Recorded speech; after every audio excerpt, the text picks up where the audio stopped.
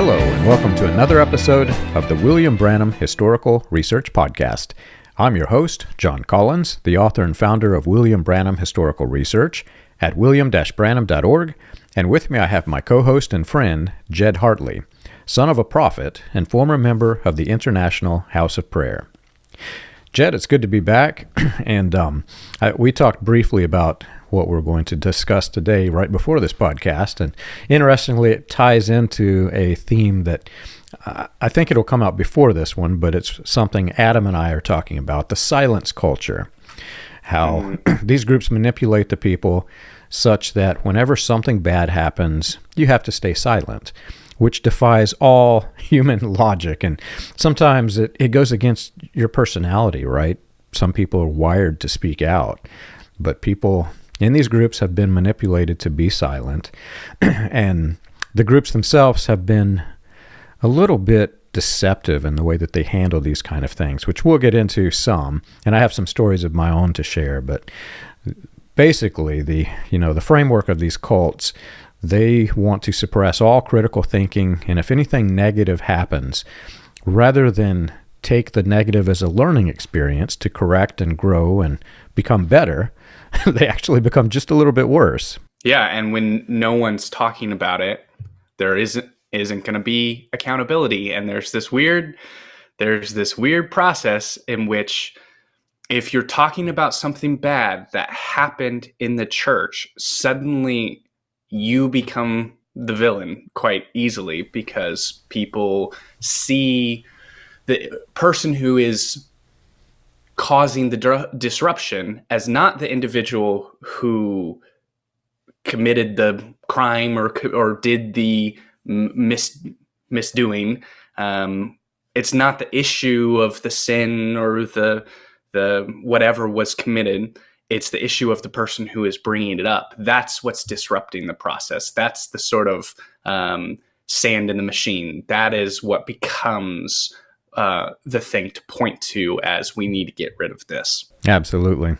It's really character assassination is the only strategy, because a lot of these groups, because they really have no firm foundation to stand on, the only thing you can do is point at the people who are exposing the flaws in the foundation and say, they're the problem, not us. They're the problem. And it happens time and time again. I've seen it with not just the IHOP or the Branham cults, but some of the other groups that are talking to me. They instantly, if you bring up any sort of critical flaw with the group's core theology or foundation, it's the person who exposes the flaw that's the bad guy. And I had this conversation with Bob. I guess that podcast has already come out, but there's this weird thing where the cult leader is the root problem, of course, the central figure, but it takes a lot of people who are banding together to keep the leader in power. That is also a part of the problem, right? Right. And so you get this weird scenario where the central figure could not stand if not for the people supporting him, but yet the central figure is telling the people how to, basically how to be silent so that they can point fingers and character assassination against the people who speak out. Do you ever get a weird feeling like, does it ever strike you that you are the villain for a lot of people? It does. I'll open up a little bit. I called my mother, this is years ago, I called her on her birthday to wish her happy birthday, and basically the call ended in about 2 minutes with her telling me how I was the same thing as Judas, and how Judas's mother also wept for the sins of Judas. And it's different when it's other people, but when it's your own family, it's burns a little bit deeper. But of course, anybody who speaks out, they become labeled with all of these biblical names. Ananias and Sapphira, you get the name of that, or Dathan and Korah. They go through all of the names of the villains in the Bible and say, you're that villain. Yeah. What's the David's son with long hair? Why am I forgetting his name? Who comes and tries to write against David? Anyway, I got that one a lot. He he's like leading a rebellion against his own father, and then it fails because his hair gets caught while he's like trying to pursue after David. He might be trying to flee. I'm showing my lack of biblical knowledge in this instance, and I think you're thinking of Absalom. Absalom, yeah, that's it. And it was always, I was called Absalom quite often because I was leading a rebellion against my father, and I also have long hair, so I've been wary of trees and not getting caught in my hair in trees. I've been looking out for it. Yeah. It's kind of funny because in the Branham cults, long hair for men was sinful. And in fact, when you walked into the building of the Branham Tabernacle, as you walk into the foyer, they had this picture from the 60s of the Beatles that says, "This haircut is wrong." Like anybody's going to wear a Beatles haircut, but the intention was that men have to have the exact same haircut, basically parted on one side and very short. And people who have left the cult, this has happened for years, but I have family members, their children go into school, and if they're not in the cult, they do their hair like the other kids, and the parents of the cult members will actually Photoshop the hair off and give them a Leave It to Beaver style haircut. So, oh wow, me having a conversation with you with long hair, and I'm really glad you chose the picture that you chose for the cover photos of what we're doing, because it's just like in your face, man. This is Samson. Samson had long hair too. yeah, exactly. Well, that's like a really good sort of encapsulation of being the villain and not even really realizing why, having long hair, and you don't even recognize that in some cults that's something, in other communities you're not supposed to cut your hair. There's just so many rules, and you can become the villain in a community by speaking out and saying these things, but also by just these silly, if you don't follow the rules, don't fit within the very specific lines, you can find yourself alienated from family members or community members. And it is a very eerie feeling to be like, I know that there's people talking about me as if I'm a big bad guy, and it's... Well, I'm a coffee drinker, and in some cults, coffee is sinful, and in the Branham cult, watching television was sinful. So I use my Doctor Who cup when I drink coffee, so I'm angering both groups. Oh man, long hair, coffee drinking, and watching TV. I am quite the villain in that. All joking aside, I know the reason behind your question. It is tough. Whenever you first exit a group and everybody's pointing at you as the bad guy or girl, sometimes it's female, and the character assassination that happens is really, really hard. One of the things that I've learned in irony and working through the support groups is that people have this fear that makes it even worse whenever it happens, because they were in the cult and they engaged in the same types of character assassination to other people. And so when they leave, they know it's going to happen to them. And they're walking on eggshells, trying to mend all the relationships and try to make it such that they don't become the target of the character assassination, but they know they're going to be. And then it happens and their whole world just falls apart. And I'm laughing because it's not funny to the person going through it. It's painful. Right. But once you've made it through to the other side and you have a moment to have some self-reflection, you realize that, wait a minute, I was like that too. And that's the reason why I was afraid. I knew it would happen because I did it to other people. And then on the other side, you're like, I feel so sorry for the people in it. I really don't care what they say. And the insults are kind of funny because they're all the same cookie cutter. It's like they made this stamp of insults and stamped it on the people's foreheads and said, when somebody leaves, you will call them Dathan and Korah or, Judas or whatever. They're basically following the same pattern for the character assassination and the insults. Yeah, and it doesn't really, for me, it doesn't matter, being called Absalom or whatever, or I shouldn't be talking, I'm too young, when I'm criticizing people who started their ministry in their 20s anyway. So it's just, a lot of the criticisms are pretty silly and don't hold a whole lot of weight. But the heartbreaking thing is when you have family members or you have people who you care about that you lose connection to these people because they buy in to this narrative that is being created that is ridiculous. And I don't like, I have obviously had to deal with a lot of it. You have probably had to deal with it a lot more than I have. And, but one person who I think about is Jane Doe, who the sort of first Jane Doe who came forward.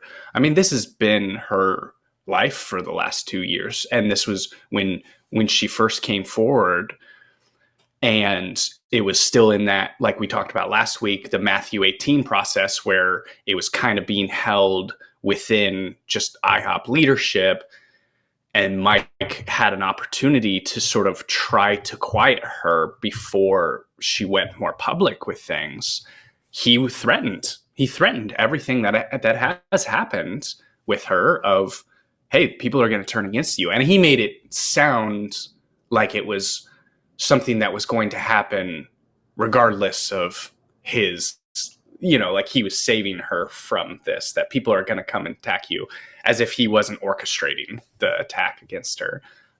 So he didn't say it as a threat, but it very much reads as a threat. If you ever, or anybody, the emails that he sent to her are public. They're on the Royce Report, and you can look these up.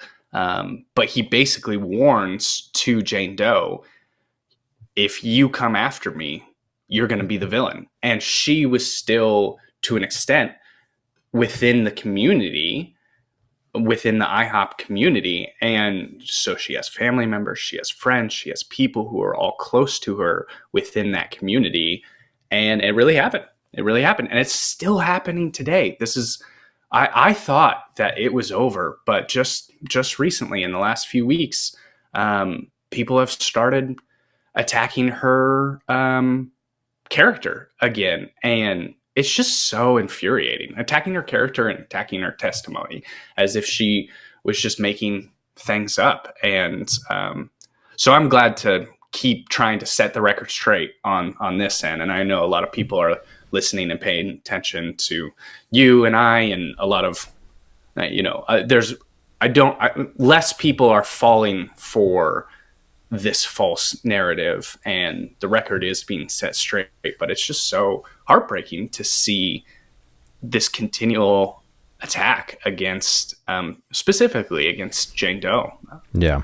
And if there's any consolation in the backlash that's happening, it's the fact that we were in a cult, we escaped a cult, and I understand the character assassination while it's happening.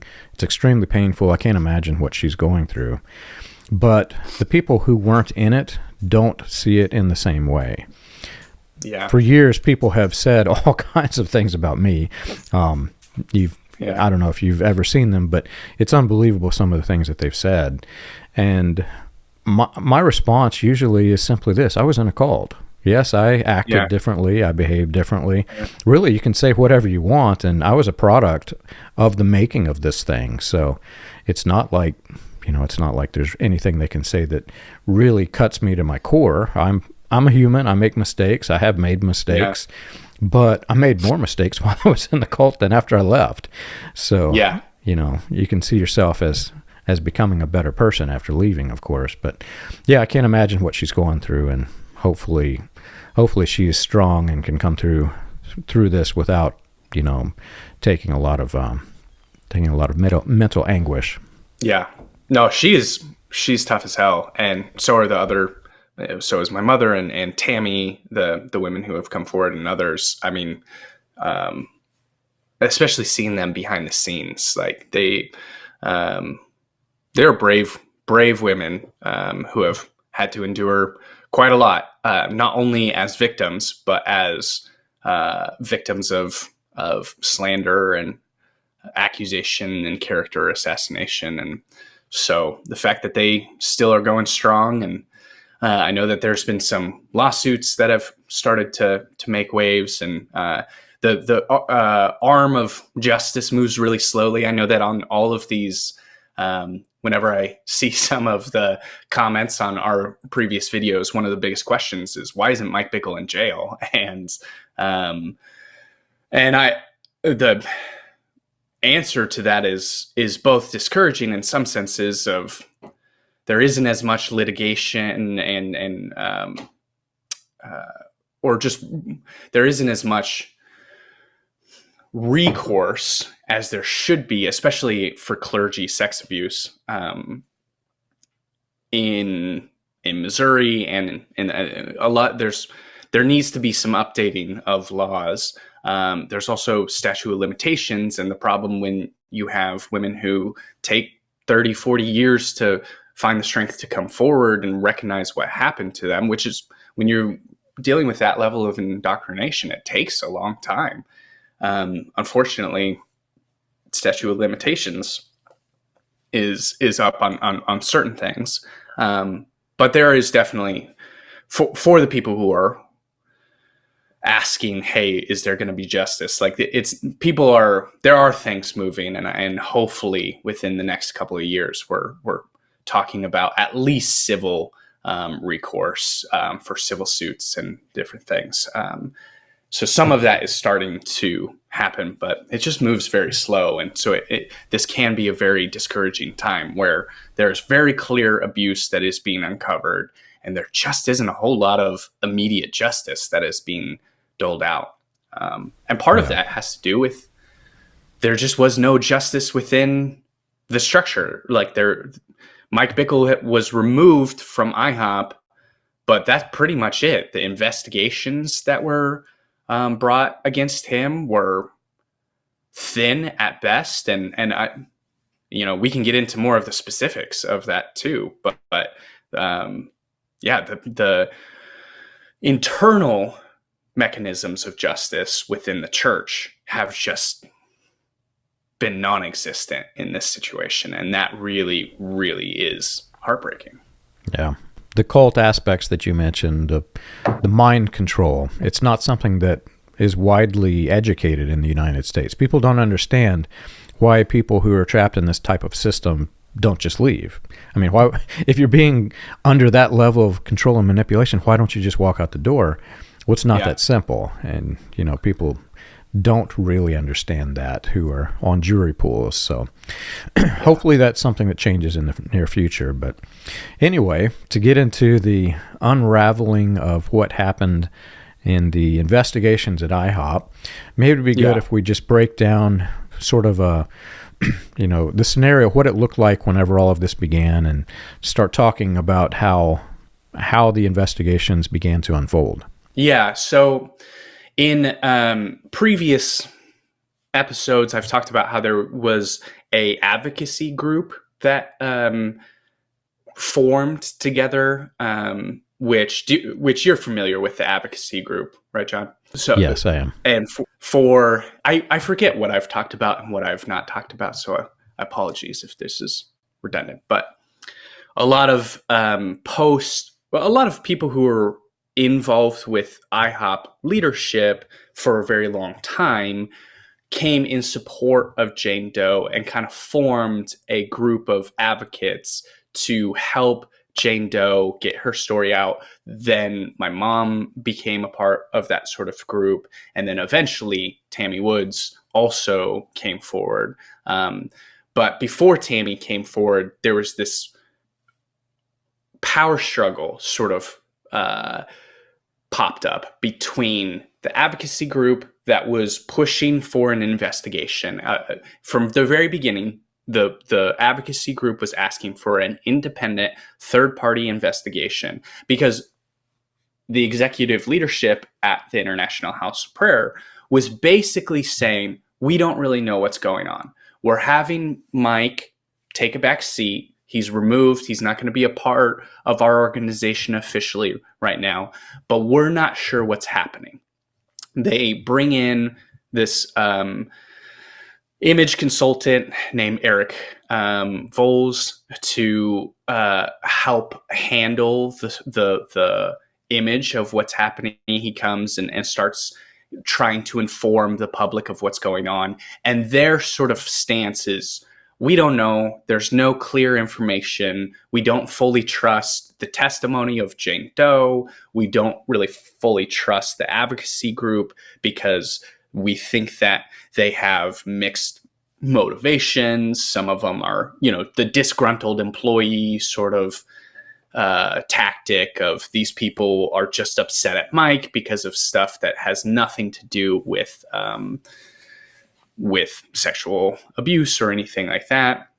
And so this power struggle sort of situates where you have the AG group saying, we need an independent, if you say you don't know what's going on, if you say we need more information, okay, let's get someone in here who can do this investigation. Not us, not the AG group, not you, not IHOP doing their own sort of internal investigation. Have someone come in who will be this third-party investigator.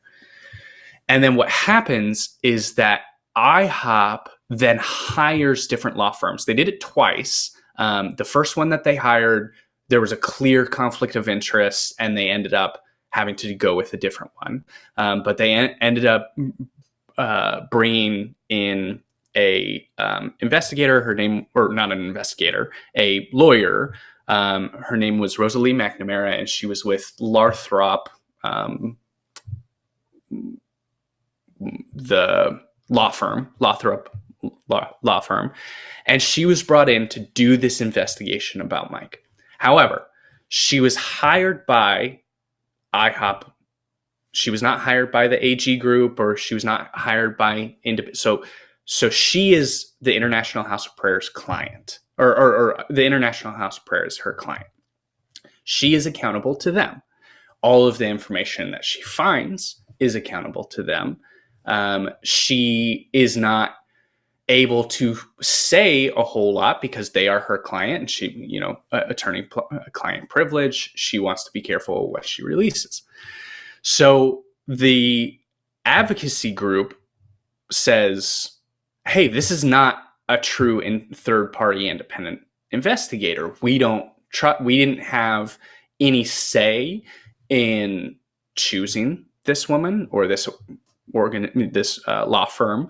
The law firm Lathrop had like some pretty famous, had famously defended different Catholic churches who had been accused of having one of their priests sexually assault different individuals, and Lathrop had defended the Catholic the churches in previous situations. And so the lawyers that are involved with the AG group say, hey, this is not the track record. This law firm has come in and defended abusers in previous times. This is not the group that we want investigating what actually happened. They're not going to come in with a spirit of transparency and a spirit of understanding what is going on. This clearly is a situation of like limiting liability. And this is my opinion, of course, but that is absolutely how it seemed to me, is that they brought this woman in not to investigate, not to get to the bottom of what was going on, but to limit IHOP's liability in future scandals that were coming forward.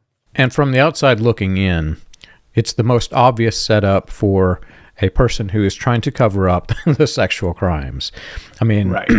That's clear sign of the abuse and the manipulation, the spiritual abuse and manipulation that is happening. Because I had this conversation with Adam recently. Say you're on a volleyball team, your daughter's on a volleyball team in school, and the coach just happens to be a sexual predator, and you find out. Everybody's going to raise their hands and say, no, I do not want my daughter involved with this. And now in this scenario you've described, say the school hires an attorney for the coach. Obviously, all the parents are going to just be outraged. Why are you doing this? We get the attorney, not the coach. Right. The coach is the problem. So in a normal scenario, in a normal church where there isn't any form of spiritual abuse, manipulation, everybody's going to stand up and say, okay, this whole thing's a scam. There's a problem here. Let's all rise up against it. But the people don't do this because they're under that level of manipulation. Yeah, and they are going to prioritize their own the safety of their organization, the financial stability of their organization, and cover the scandal of their leaders. Like that, it clearly is not their priority. Clearly, is not to find out what happened. And if you think of it more as like a business and less like a ministry, because if it's a small ministry in a church, it's like, well, you would think that IHOP leadership would want to get to the bottom of things, just like any of the rest of us. If you're thinking very generously towards those leaders, because who cares if IHOP goes bankrupt? It's a ministry. It's not about making money anyway. It's about doing good. And if there is corruption within it, it's like, if I have mold in my house, well, I live in my house and I don't want to live in a house that has mold and that I'm going to then have diseases because of this. So I need to rip up the walls and make sure that everything is all good. But if I'm selling the house and I don't care, and it's just about making sure that I can make a quick buck off the house and I'm not living there, then I don't want a very thorough investigation of the mold. I want as much investigation that limits my liability so that I don't get sued in the future, so that I can make my money selling the house and that I won't be in trouble in the future. And it clearly was a situation that was more like the latter of like, let's not investigate the mold. Let's not see what the sickness is. Let's make sure that we clean it up as quickly and efficiently as possible. And so they hired this organization to do it. Yeah. Whenever I began to expose the Branham cult, there were things that were happening to me that were quite unusual. And anybody else who's on the outside looking in fact, I've had the conversation with some of the people, their mind was blown. Things were happening. Like I would go to the library to uncover documents, research documents, and just have my laptop and hard drive stolen, things like this. And it wasn't, this can happen to anyone, right? But it was the frequency that it was happening to me that people were like, John, there's something going on here. You have to be a little bit more careful. And so I was. And one of the funniest things that happened, so one of William Branham's alleged prophecies was that he saw 16 men fall and die during the building of this bridge that spans from Jeffersonville to Louisville, right? And so I looked it up. We had another family who were investigating. They looked it up. They actually went to the Coast Guard logs, and they found the logs of every single hour of every single day that this thing's being built. Nobody died like this prophecy said. And they continued with it. Well, one of the things that happened, I was digging into this at the time that my laptop and hard drives were stolen. And I was working with a structural engineer. The cult had hired this attorney that's on their side, not an independent investigator, just like you said. And this attorney said that there was a period of time in which things were being covered up in Jeffersonville, and those 16 men fell, but they fell inside the pillars that's holding up the bridge that's called a caisson. And so in that cement are these 16 bodies. So I'm working with a structural engineer, and he just laughed at me. He said, John, do you realize that if even just one body is in there, not a single car can drive across it because the body decomposes and there's this big void, right? He said if 16, the whole thing would not have stood all these years, right?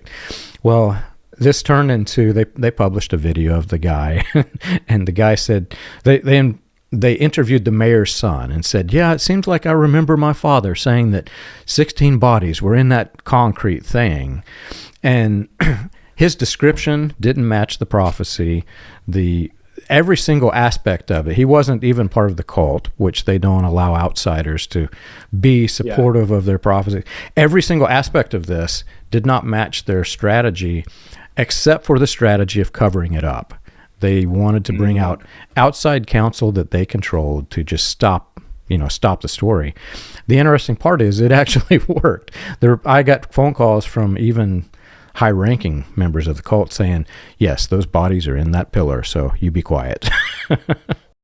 Have you ever wondered how the Pentecostal movement started, or how the progression of modern Pentecostalism transitioned through the latter rain, charismatic, and other fringe movements into the New Apostolic Reformation? You can learn this and more on William Branham Historical Research's website, william-branham.org. On the books page of the website, you can find the compiled research of John Collins, Charles Paisley, Stephen Montgomery, John McKinnon, and others, with links to the paper, audio, and digital versions of each book. You can also find resources and documentation on various people and topics related to those movements. If you want to contribute to the cause, you can support the podcast by clicking the Contribute button at the top. And as always, be sure to like and subscribe to the audio or video version that you're listening to or watching. On behalf of William Branham Historical Research, we want to thank you for your support.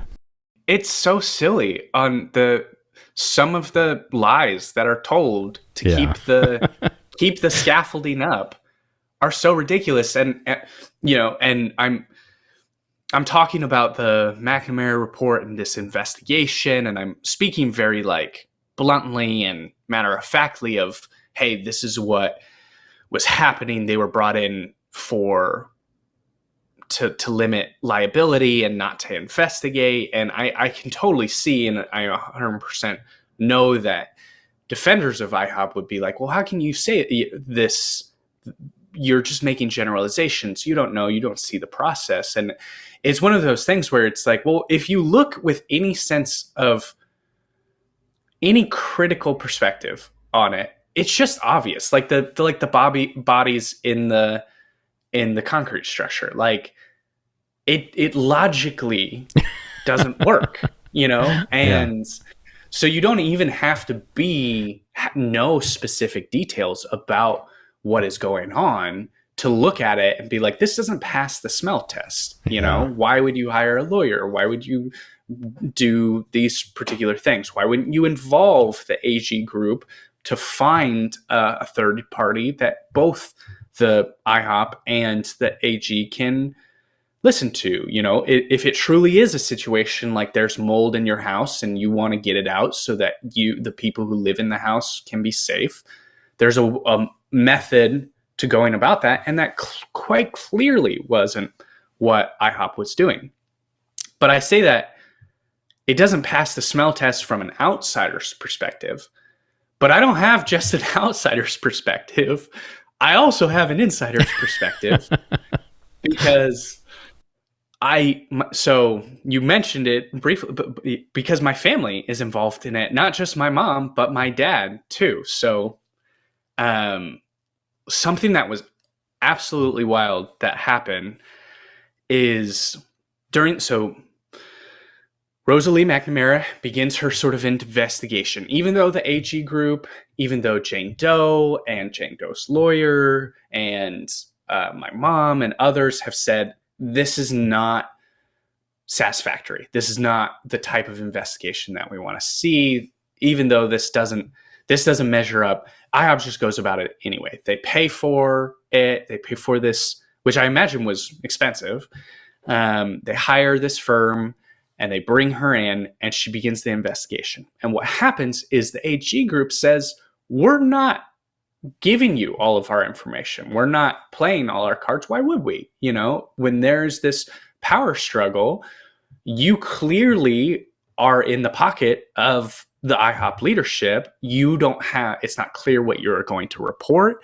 If you find information that is horrifically damaging to IHOP as a structure, not just to Mike Bickle, are you going to give this information out? What's the sort of accountability? What's the sort of structure that this investigation follows? Who is this investigation for? All of these are very, important, legitimate questions that the advocacy group is just not getting satisfactory answers to.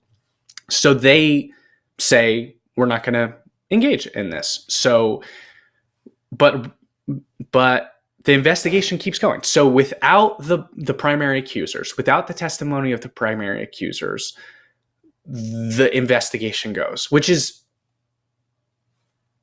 just unfathomable to even comprehend. Like, there's a situation, and I'm brought in to investigate a certain situation, and I'm not even allowed to talk to the primary people who are giving testimonies about it. I can't say with any certainty that I am speaking accurately about the situation because I haven't spoken to the primary firsthand accounts, and so she goes along, she contacts my mother, and this is documented too. I can send it. I'll send clips to you in case you want to link them or anything like that. But she texts my mother and she says, "Hey, I would love to have an interview with you." And my mother was like, "I do not believe that this is a true third party investigation, and until there's an agreed upon third party investigation, I am not willing to come forward and share my testimony with you." And that's it. That was the testimony that she got from my mother. Just a simple text message back and forth. What then happens is, during this investigation, as it's sort of getting started, concurrently, my father is also having his own scandal be brought up, which I haven't really gotten into a lot of the details about my father, but my father during the same time was sexually harassing several women. It's a whole different thing that we could get into perhaps at a later date. And I think that I've made references to it before, but my father was kind of had lost it, just quite frankly. Like, he's a man who I still love and care about, and I've spoken a lot about, and it always is painful because, he's my father, but he had a lot of fraudulent history in his ministry. And when you are so actively talking, like just lying all the time, there's an effect that has on your brain. And he's had some brain damage in the past because of accidents he's been in, and then medication that he's taking, and alcohol consumption. So that just a lot of different factors were leading to a point where he just basically became, over the last 2 years, just completely unhinged and started really preying upon people in very sad and sinister ways. And so, long story short with that is, the scandal sort of comes out that he is doing these things. He's sending unwanted messages to a bunch of different women. And it is pretty clear and cut and dry this is going on. And I myself know that it's going on. And this was the first time that I actually publicly spoke up and affirmed that, yes, the testimonies against my father are true. And once I spoke up and some other women spoke up, a lot of people believed it. There wasn't the defense like there was with Mike Bickle, because my dad isn't a cult leader. He's a prophet in the group. There's definitely people who defend him and appreciate him, and there was some defense, but they were pretty quick to also cut ties with him and throw him out. And that's what happened. I spoke with the leader, the sort of interim leader of IHOP at the time. I explained some of the things that were going on with my father. He said, okay. He is banned from IHOP premises. They actually publicly make a statement about Bob Hartley is no longer welcome at IHOP. The security is been alerted to not let him in, and they take this sort of moral and stand against my father appropriately in this week that all of this is going down. And then during this same week, I kid you not, John, it was within that exact same week. It wasn't even like months after or whatever. It was that exact same week.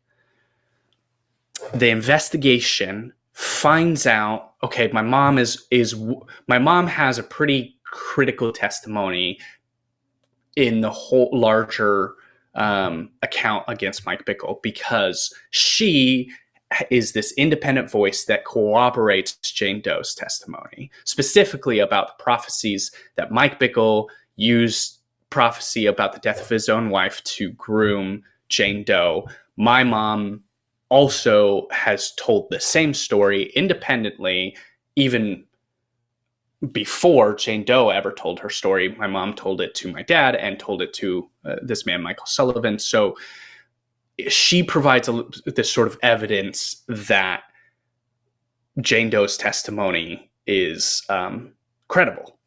And of course, my mom is also like another victim of Mike Bickle as well. But so she holds this important position within the framework of figuring out what's going on with Mike Bickle. And my parents are separated. My parents have been separated for 6-7 years at the time. And the Rosalie McNamara reaches out to my father, sets up an interview with him the same week that he is banned from IHOP premises. She sets up a meeting with him where she talks with him, and she basically, my father during that interview, and this is probably one of the most heartbreaking things that has happened in the last 2 years, because I mean, my father just openly betrays my mother in this situation, and there's no way to really contextualize it other than that. He just says a lot of nonsense against my mom that is just frankly not true, and makes up a bunch of lies, tells Rosalie that if this happened to Terry, she would have stood up for herself. She wouldn't have let this happen. She wouldn't have done this. And, just totally says it's all a lie. And he says she doesn't even want to be a part of this investigation. She was coerced by the AG group to share her testimony. It's not true. She doesn't believe any of this. And basically, Rosalie McNamara takes my father's account as gospel. And I mean, he is clearly not mentally well during this time. I genuinely cannot form complete sentences because he has clear addiction issues and just is really becoming frayed at the moment, and there was this huge scandal that was coming about him. And so his brain is on fire because he's being attacked left and right. He is not even able to, he's sending me messages talking to me about things that were happening 3 years previous as if they were happening right then. I mean, or maybe potentially even early stages of dementia issues, just not doing well. And I had warned IHOP leadership about all of this, that he's not in his right mind, he's dangerous, and he's just, not well. And they had taken it seriously insofar as they banned him from the premise. But then just that same week, they use him as a linchpin in their investigation about the scandal surrounding Mike Bickle. And so in the final McNamara report that is still available today, you can find in it talks about there is a third Jane Doe, which is my mother, who came forward that may or may not have heard something about a prophecy, but she doesn't want to be involved in it. She doesn't. Her husband says that she was coerced into it, or her ex-husband does. And the way that the account is given in this official report is just so blatantly untrue.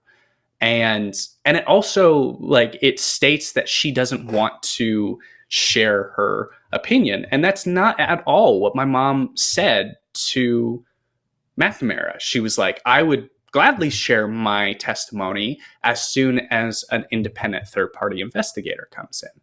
So it's just to a point that it's hard for me to even recognize how this isn't like criminal, because it's just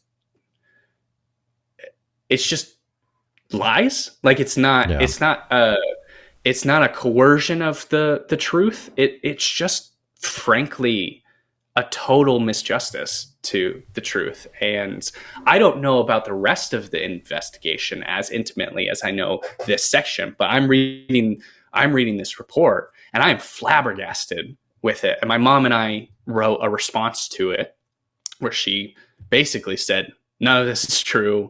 My ex-husband does not speak for me. He like throughout my entire life, he has tried to silence my voice and speak over me. And that is not the case. And it was really heartbreaking because my mom suffered a lot with my father. Like it was not a great marriage. And my father was very domineering, and to see my mother have to be re-victimized by that, by having yet again this sort of abusive ex-husband of hers account squash her voice and eliminate her voice. And I was absolutely furious, of course, when this happened.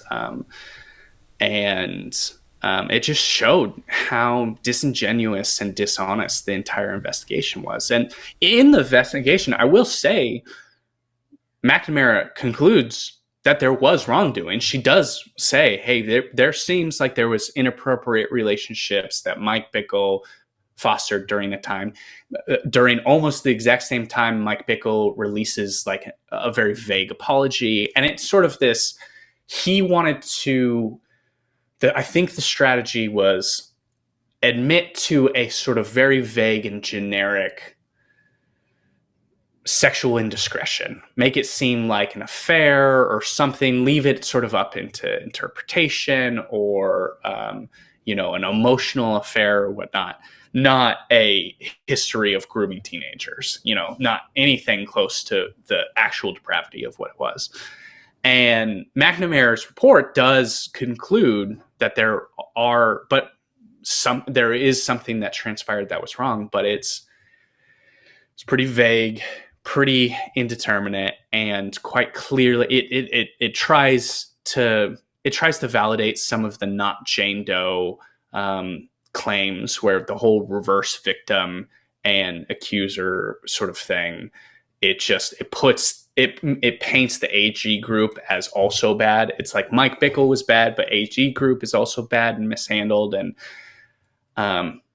it's just a really heartbreaking account. And literally 2, 3, 4 days after the report comes out, Tammy Woods comes forward, and it basically discredits the whole McNamara report, because it was sort of the McNamara report questioned a lot of the things that Jane Doe was saying, questioned whether she had the McNamara report had spoken to people who were close to Jane Doe, and those individuals had, kind of similar to what my father did with my mom, had just like discredited, like, I would have known if this was happening. I would have known, and she's making it up, or she's exaggerating or something like that. And so there was this sort of attempt to lessen the testimony, not totally invalidate it, but lessen the testimony of Jane Doe. And it would have been effective, I think. But then Tammy Woods comes forward and she gives a more explicit account of what happened to Jane Doe and says, I was 14 when Mike Bickle started pursuing me. And it just becomes like, no, he clearly did all of this sort of stuff. Like the Jane Doe account was only scratching the surface. And then while all of this is going on, one of the common things that you see as a pattern of behavior across all of the cults, there's the double standards and the logical fallacies, like you mentioned, your father's relationship to all of this.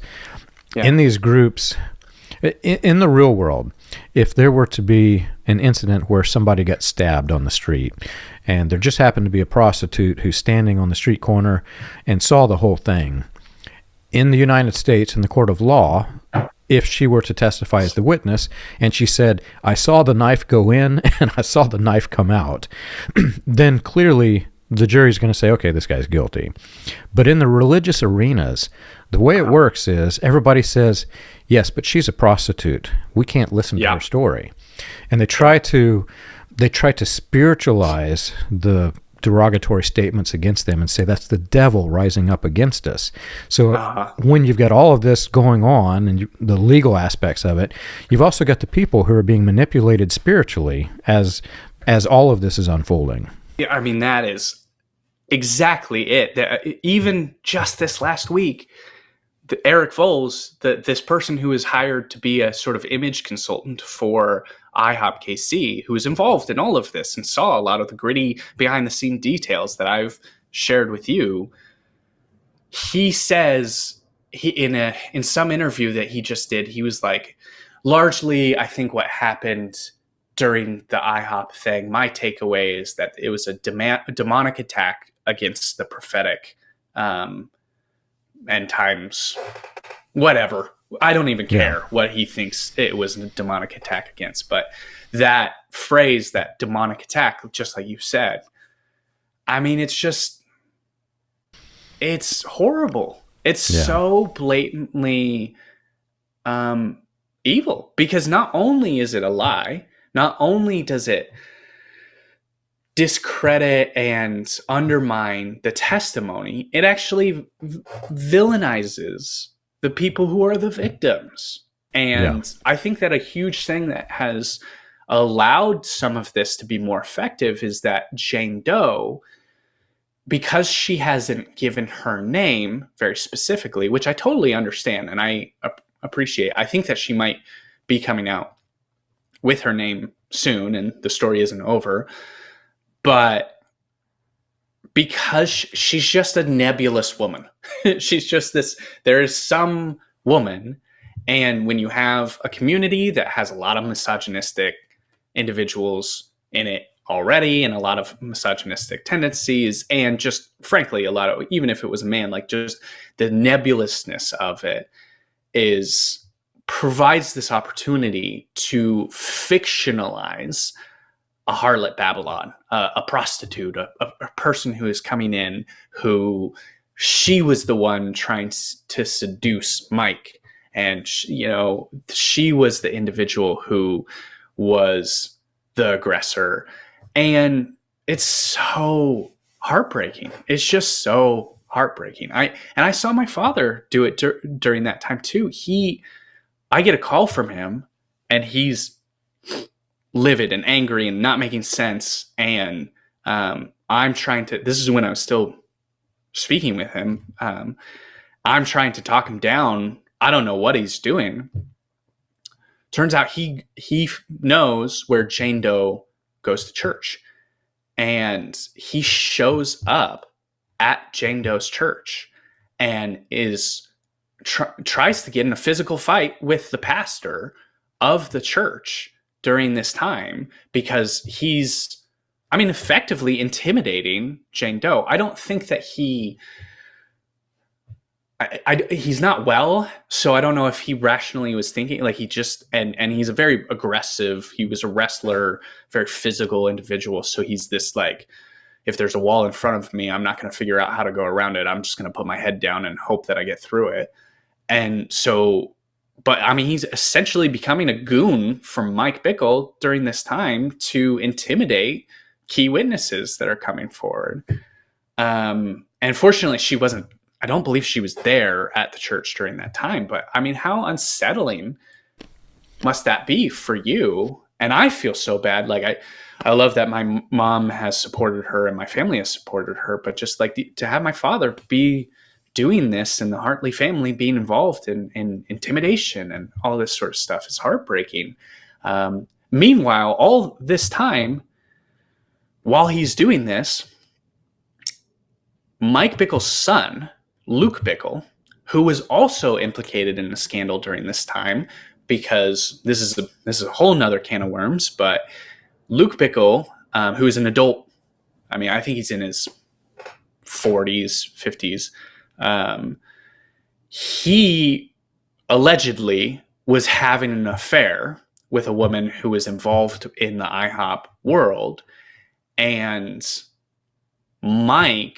people came to Mike and Stuart Greaves about this affair, and Mike covered it up because it was his son, and basically for several years, there was these weird financial things that were happening, and basically covered up the affair of his own son. That's alleged. I don't have specific information about that, but there's articles on this, and I believe them to be very credible. But Luke Bickle is no longer living with his family and needs a place to stay, and so he moves in with my father. And during this whole time, my dad is going to bat for Mike Bickle while Luke Bickle is living with him, and I am not able to access so in February, I fly in from Los Angeles to Kansas City because I'm trying to have an intervention with my father and get him the help that he needs. And Luke Bickle helps hide my father from me, helps him, like, they go on the land, like, I don't know where they went. They, like, hopped in a car and ran from me because my father was worried that I was going to get him committed to a mental facility. And I wanted to get him into a addiction, like he was just struggling with a lot of drug and alcohol abuse, and just wanted to see him get clean. And I eventually was able to track him down and have a conversation with him, and asked him to, you can't force anybody to do that unless you have, like, court order and they're dangerous and stuff, which he was getting close to that, but it's just complicated. So anyway, it's just an absolute wild situation that starts unfolding. This investigation is going on. They start using my father to discredit my mother. Meanwhile, Luke Bickle is literally living in the same house as my father and keeping him away from me when I'm trying to get him help for his addictions. And it's just it's really sad because you see all of these individuals who are doing a lot of wickedness, a lot of, frankly, just really terrible things.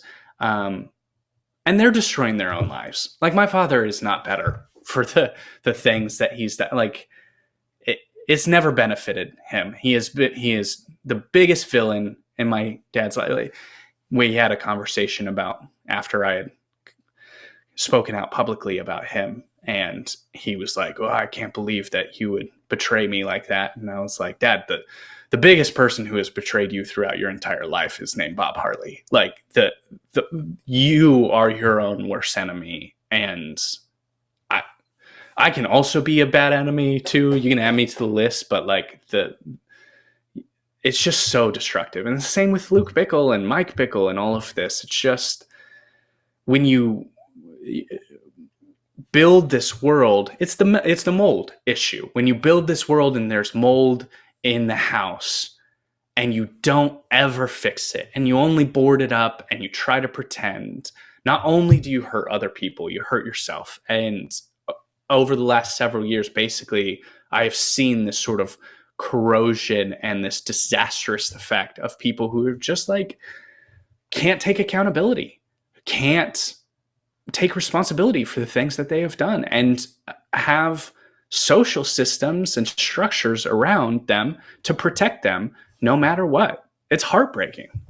It is heartbreaking. And the double standard. So the prostitute example I gave, it's so wrong because the ministers will say, well, this person's a prostitute. We can't listen to anything they say. The devil is out to get us. This is a prostitute. But then if there happened to be another prostitute that was willing to say something opposite, they would, in a heartbeat, use the other one. You know what I mean? So they don't care as long as it's in their favor. They don't care. But there's so much more we could talk about. I guess this is probably a good wrapping up point, and we'll continue the conversation next week. So If you've enjoyed our show and you want more information, you can check us out on the web. You can find us at william-branham.org. For more about the dark side of the New Apostolic Reformation, read Weaponized Religion, From Christian Identity to the NAR. Available on Amazon, Kindle, and Audible.